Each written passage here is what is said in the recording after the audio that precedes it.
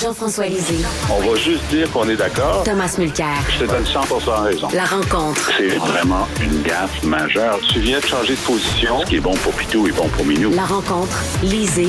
Mulcair. Jean-François, qui est tout seul, bien sûr, sur la glace le mardi parce que Tom enseigne. Jean-François, avant d'aborder le sujet dont tu veux me parler, une question. Les participants de la COP 28 sont très déçus de la suggestion de l'hôte, du président de la COP 28, qui est le cheikh ou le sultan des Émirats arabes unis, qui lui, c'est surprenant, lui, il veut pas qu'on sorte du pétrole. Il trouve que c'est l'Occident qui impose ses valeurs aux pays arabes, alors que ça fait partie de leur identité, eux autres, le pétrole. Qu'est-ce que tu en penses? C'est de leur identité, oui, exactement. Mais il y a quand même, donc, si j'ai bien suivi, dans le texte qui est proposé, il n'est pas proposé une sortie du pétrole, mais une réduction graduelle. Mais ça n'a jamais été proposé dans aucune COP précédente, Richard. À la dernière COP, même le Canada s'était opposé à ce qu'on mentionne la réduction. Et pourquoi est-ce que même la réduction, c'est révolutionnaire? C'est parce qu'en ce moment, tout le monde est en augmentation. Quand on regarde les projets gaziers, pétroliers et charbonniers de l'ensemble de la planète, tout est en augmentation marquée. D'ici 2030. Certains sont en fléchissement ensuite jusqu'en 2050, mais dans un premier temps, il y a une augmentation forte. Et le Canada prévoit une augmentation de sa production pétrolière de 20% d'ici 2030. Alors, moi, j'en reviens juste pas que le sultan Al-Jawad, notre ami le sultan Al-Jawad, qui est aussi PDG d'une énorme compagnie pétrolière, qui a fait des déclarations incroyables juste la semaine dernière en disant qu'il n'y avait aucune science qui liait le pétrole au réchauffement climatique, finalement, propose un texte qui, évidemment, n'aura pas d'impact, il ne sera pas contraignant, mais est déjà plus... mais déjà, il dit, on va suggérer aux pays de réduire, puis après ça, c'est à chaque pays de décider. Exact. Mais il voulait même pas le suggérer l'an dernier. C'est ça. Faut que tu notes le progrès. Mais Jean-François, est-ce qu'on imaginerait une réunion internationale sur les droits des femmes à Téhéran, en Iran?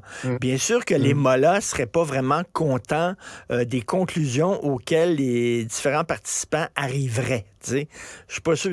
Ça montre l'absurdité, à un moment donné, d'organiser ce genre de grosses réunions-là dans des pays qui en ont rien à foutre.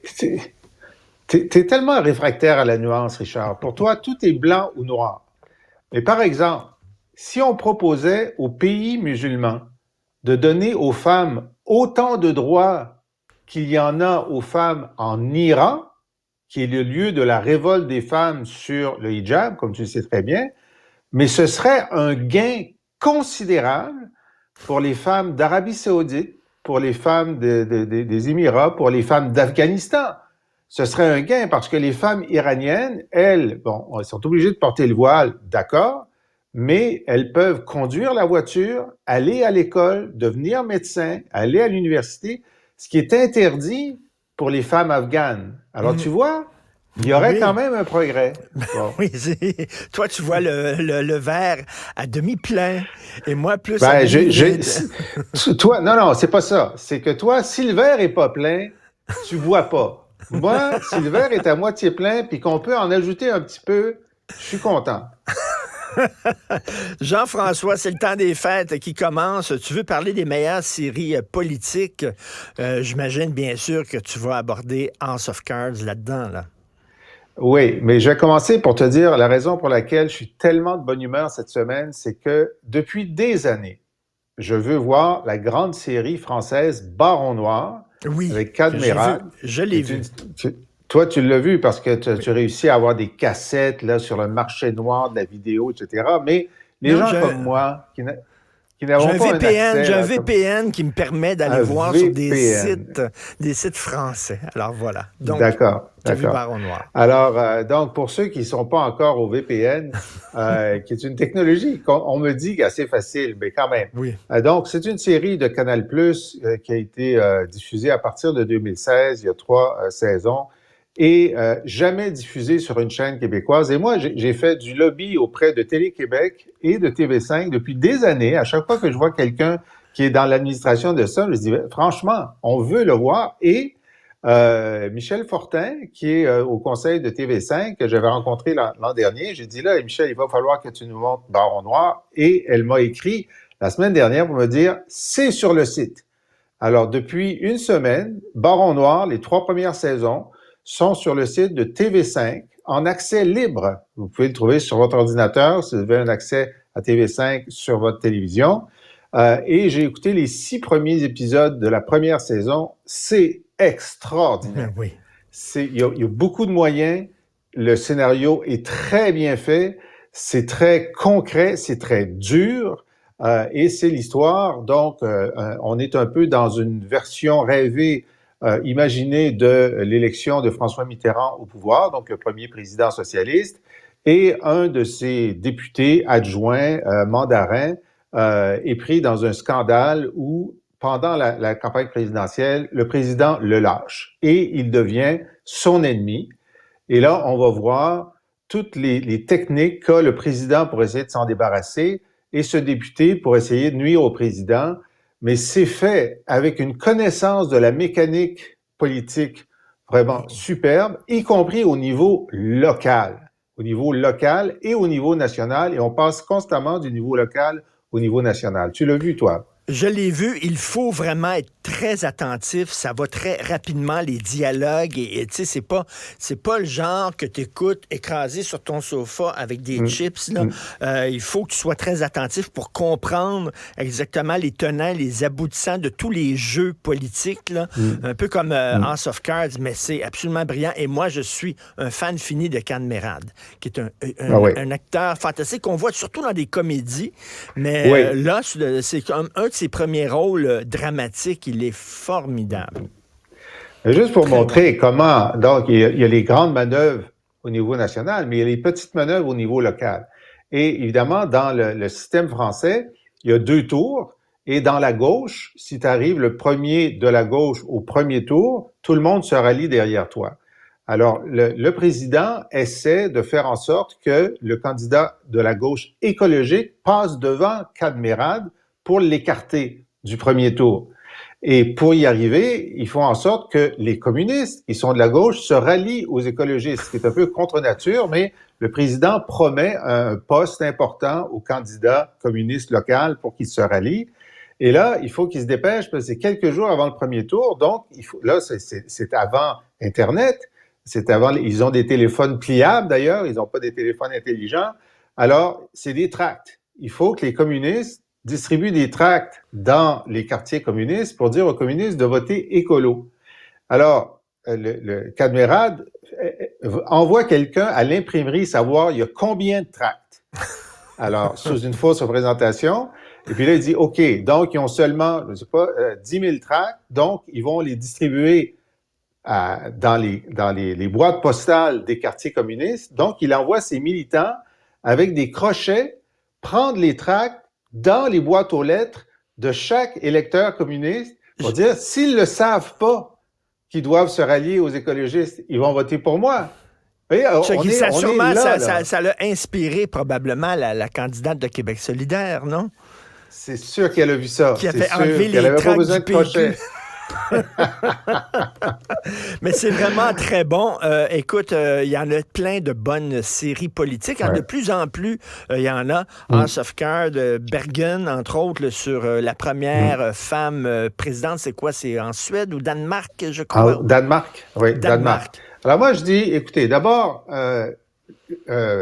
Politique 101, il faut écouter Yes Minister et Yes Prime Minister. Ça, c'est des séries britanniques des années 70-80.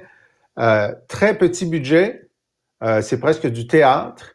mais la qualité des dialogues et des jeux politiques, alors c'est constamment le ministre qui devient premier ministre et son sous-ministre qui devient premier fonctionnaire de l'État, qui sont en guerre l'un contre l'autre. Le ministre est réformiste, le sous-ministre, il veut le statu quo, et ils font toutes sortes de jeux pour essayer de gagner. Parfois, le ministre gagne, parfois, c'est le sous-ministre qui gagne. Et il y a aussi la politique internationale, mais c'est remarquable et très, très drôle. Ensuite, politique 202, ben c'est le classique, c'est West Wing. Alors, West Wing, oui. Ça se passe à la Maison-Blanche avec un président démocrate fictif. Mais là, tu parlais tout à l'heure dans Baron Noir qu'il faut pas essayer de faire autre chose en même temps. Mais là, c'est encore pire. Ah oui, là, parce c'est, que les dialogues... extrêmement rapide, là. Mais écoute, il y a un épisode qui est sur 2 épisodes, en fait, là. C'est un épisode spécial sur 2 épisodes. Lorsque se pose la question au président des États-Unis, est-ce que je tue, j'assassine un citoyen américain qui est soupçonné de terrorisme, qui est dans un autre pays? Est-ce que j'utilise mes pouvoirs pour commander son assassinat? Toute une question de morale et d'éthique. Tu te souviens de cet épisode-là? Ouais. Formidable. Ouais. Ah oui, il y a plusieurs épisodes qui sont des pièces d'anthologie. Et là, on apprend la politique au quotidien. On apprend les compromis, le temps, le facteur temps qui est compressé aussi, comprimé.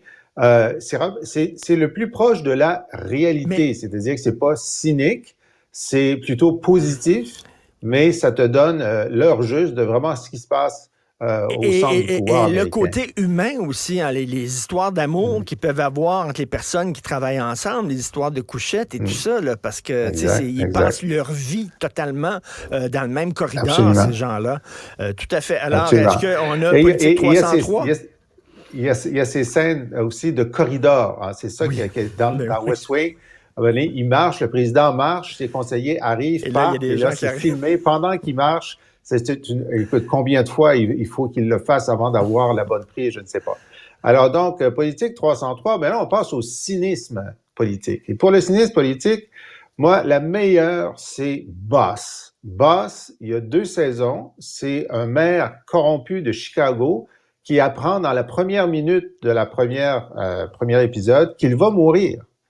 Et donc, ça le libère pour faire des choses qu'il veut faire. Et c'est écrit avec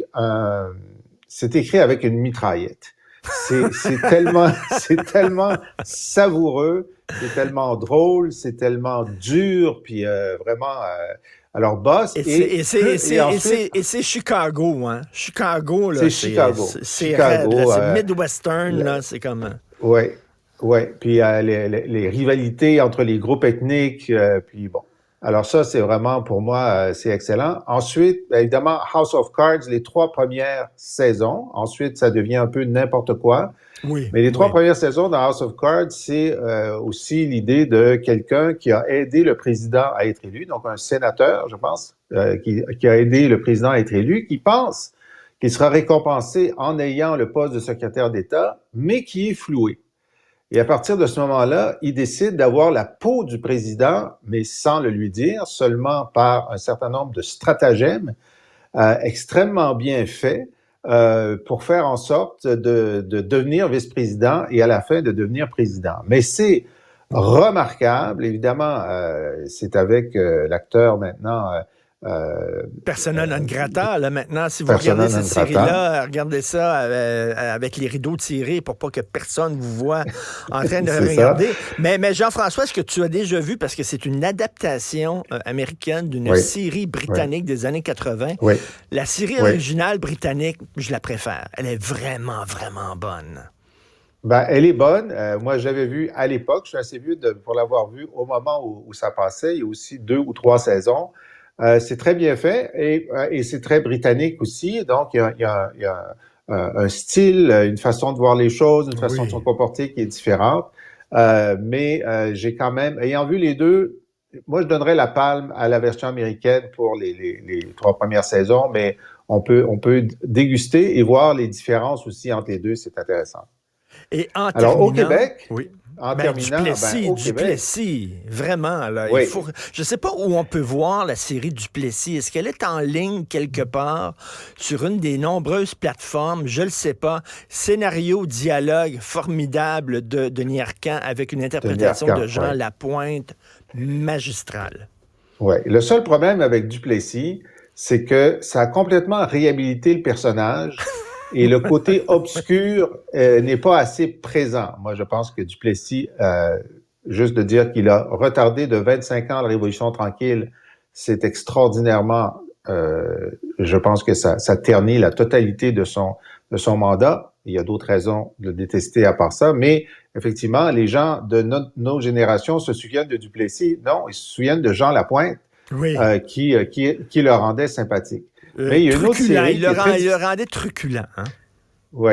Il y a une autre série qui est difficile à voir, c'est avec Michel Côté, c'est Si la tendance se maintient, qui est très, très drôle. Et c'est Michel Côté qui est recruté simplement parce qu'il a le même nom que le candidat du parti au pouvoir que le parti veut défaire. Et il est élu. Et c'est comme l'idiot du village qui est élu et qui, de bourde en bourde, devient ministre et devient premier ministre. Parce que tout le monde pense que ces bourdes, ce sont des coups d'éclat et des coups de génie. Et à la fin, Côté se rend compte, il devient plus intelligent et se rend compte qu'il est en train d'être floué et essaie de se venger. En tout cas, c'est très, très bien fait. C'est drôle. Moi, j'invite Ciné Cadeau ou quelqu'un d'autre à le rediffuser en l'honneur de Michel Côté parce que c'est un de ses meilleurs rôles. Et on me dit en régie que la série Duplessis, elle est disponible sur YouTube. Donc, on peut regarder gratuitement avec une bonne qualité. Donc, cette série-là, formidable. Trop gentille, selon Jean-François. Merci beaucoup. Quand est-ce que tu te mets, toi, justement, dans l'écriture de fiction, toi qui as connu les officines, les couloirs, les coulisses? Ça serait bien, ça. Ben, écoute, moi, j'ai un projet de livre de fiction, effectivement, sur lequel je travaille depuis quelques années. Mais c'est mon 8e projet là d'écriture dans la liste. Merci, Jean-François Lisée. Bonne journée. Salut.